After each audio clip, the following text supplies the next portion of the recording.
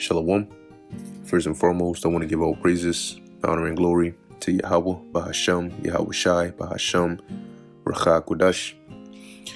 Double honors to the elders and the apostles of Great Millstone, and peace and blessings to the elect.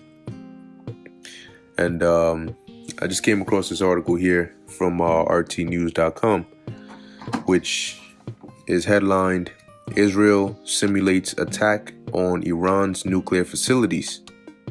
Okay, Israel simulates attack on Iran's nuclear facilities. And in the midst of all of this, of course, we know you have the whole situation with Russia, NATO, Ukraine. You also have a situation with things brewing up between China and the U.S. over Taiwan. Okay, and on every front, it sounds like all you're hearing are wars and rumors of wars. Rightfully so, because we are in the time of these prophecies being fulfilled. Okay, as was prophesied by our Lord Yahweh Shai Mashiach. So as watchmen, okay, witnessing these things. And the beautiful thing about being a watchman, all right, a true watchman, is when you understand these prophecies, you don't stress. Okay, you don't stress out. Why? Because you know what's going to happen. It's not about things. The things happening in the world are not unexpected. They're not, oh shoot, what is this? Because ultimately we have a checklist, in terms of future events that are to take place. And that checklist is the Bible. However, you have to understand it. You have to know where the precepts are and what they mean. Okay, so you can measure the times diligently, as the angel Uriel, okay, a warrior Allah, told the prophet Ezra. Okay, so we are definitely in this time, and as these things continue to brew up, and the Lord continues to speed up these days, and He continues to stir things up, you're gonna have this MOTB is gonna come out, and it's gonna spring up on people suddenly. All right, and once it gets fully ingratiated into society, it's over. It's a wrap. Okay, so the days of us speaking about it coming are about to be over, and it's gonna be no more talking. Now it's gonna be action. It's gonna be we're gonna see what everybody's about, pretty much. When that temptation comes in, when the things get dire, the squeeze gets put on. So anyway, it says here, Israel simulates attack on Iran's nuclear facilities. It says the exercise over the Mediterranean reportedly simulated a strike on the Islamic Republic. It says an American military official was present for an Israeli drill preparing for an attack on Iran or Iranian nuclear sites using dozens of warplanes, according to a report by Tel Aviv's Khan broadcaster. All right, so this is not just like a simulation video or things they want to do. And Israel has been at this for years. Okay, they've just been itching to just start some shit, to provoke something, but that's why the scriptures say it, and we're gonna get it. All right, the least of the flock shall draw them out, because the Lord has that spirit on them, okay, to go, and they will do something. All right, they're gonna do something, man, some real crazy, potentially like attacking Iran, which is gonna cause a trigger. It's gonna cause a vortex over there in that Middle East area, because it's gonna draw in a lot of countries for that world war. All right, so we have to keep a very close eye on the things that are going on. Now we understand, like we always say, that these things are happening and they're brewing up. Okay, but there's always that order in prophecy.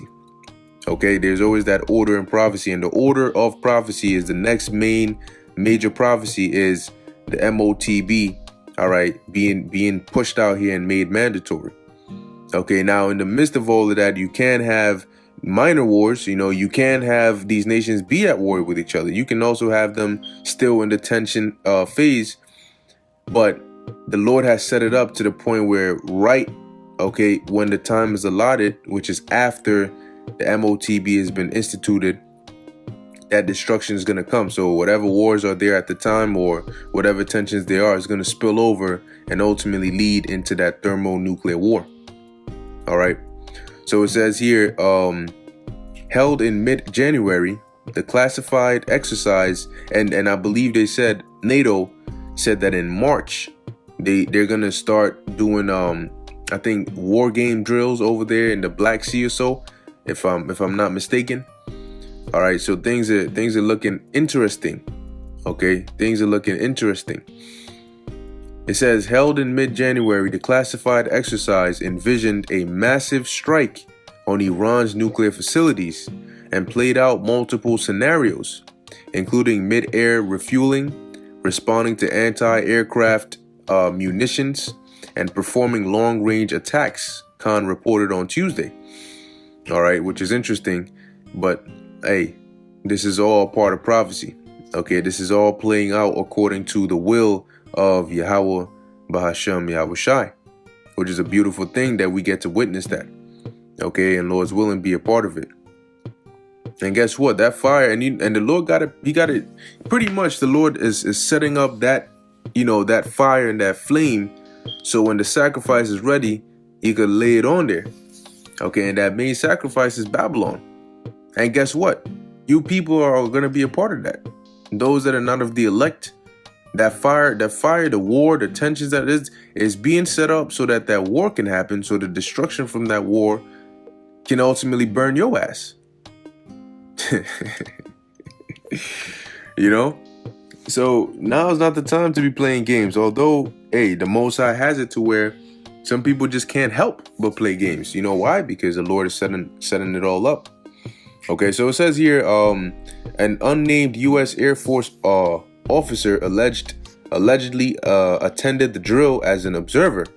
The outlet added, noting that the official's presence was unusual for such an exercise.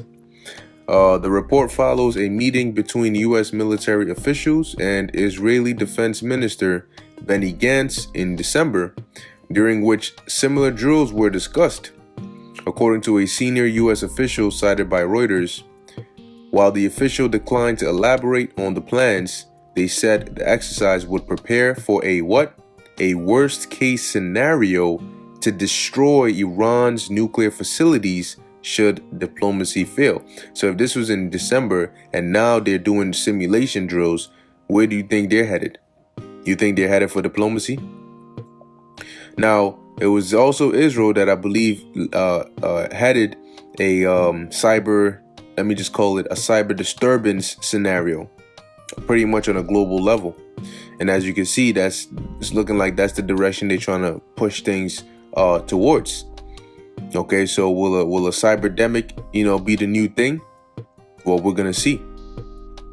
It says earlier on Tuesday, the Israeli military announced that it would take part in the massive U.S.-led international naval exercise involving some 50 vessels from 60 partner nations and 9,000 personnel.